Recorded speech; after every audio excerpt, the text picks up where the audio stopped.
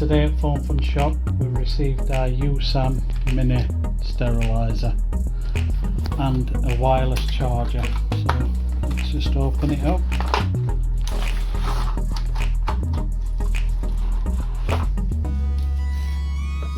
So here's, we've got the fast charger on the top,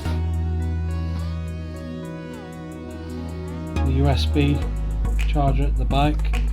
You seem to get a cable with it, so it powers via USB, and it's a C-type cable which plugs in here.